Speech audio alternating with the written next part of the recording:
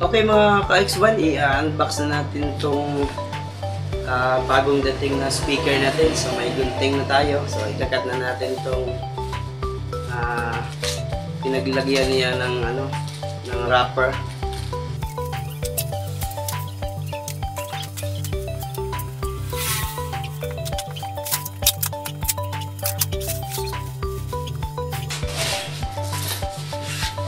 Ito na po yung box niya mga ka-X1. So, tatanggalin na natin to yung niya, yung karton. Ayan.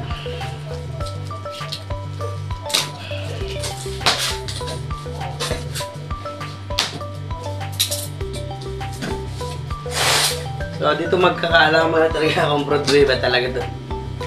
Pero legit naman yung pinagbilhan natin dito mga ka-X1. Ayun. May logo na tayong nakikitang Broadway.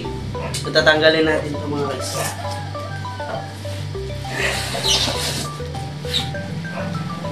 So, ito pala mga ka-X1, oh. Yan. So, ayun. Broadway 158 yung nakalagay. So, legit naman siguro to na Broadway. Yan.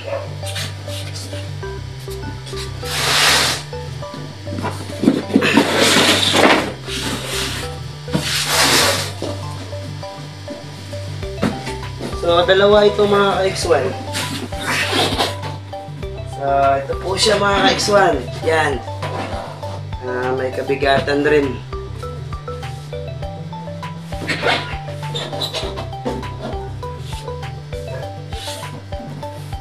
So, check natin yung laman nito mga ka-X1.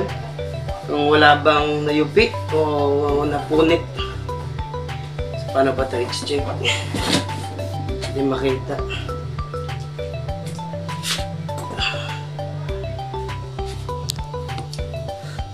Wala kasing tagahawak dito.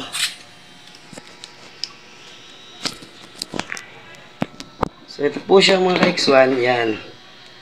So, tayo na lang yung hahawak.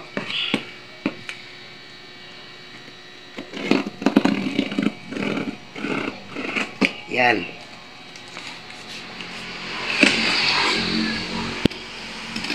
Yun, nakasealed pa mga ka-X1.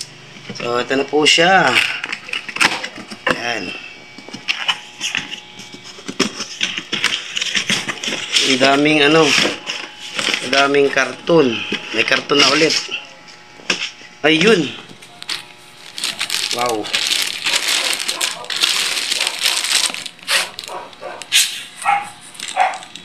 Sobrang ganda ng speaker mga ka-X1. Speaker ng Broadway.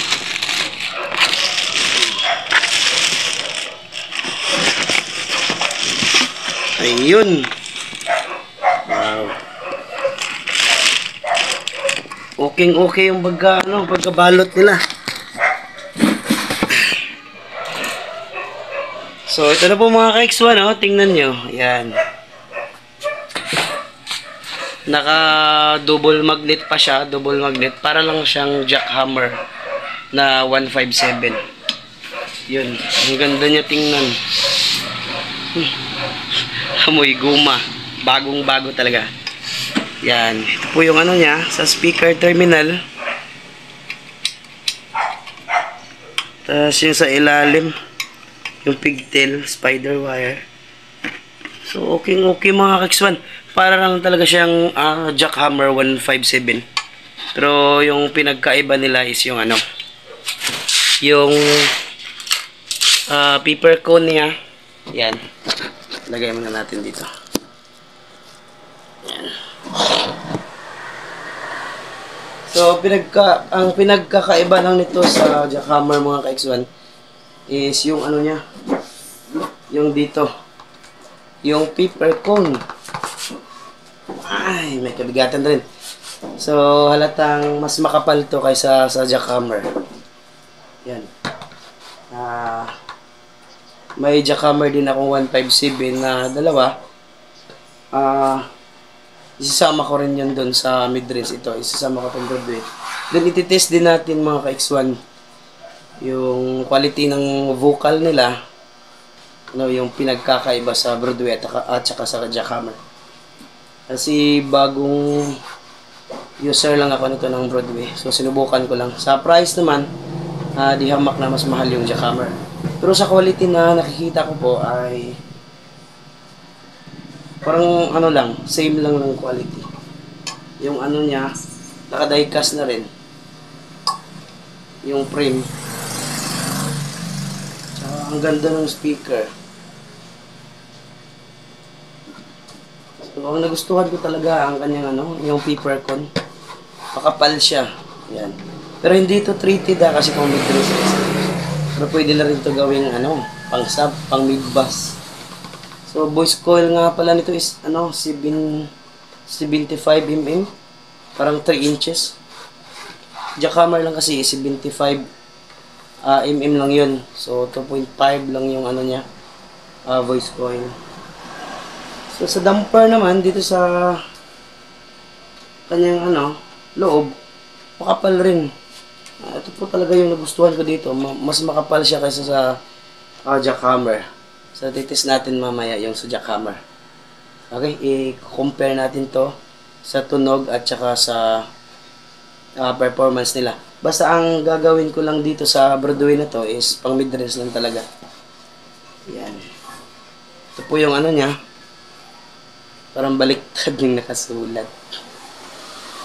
So, maximum power 800 at yung nominal power naman niya is 400 lang talaga. Yan. Ganun lang, parang jackhammer lang talaga.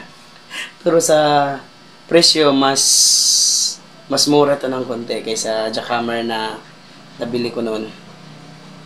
So, okay lang, dito na lang muna tayo.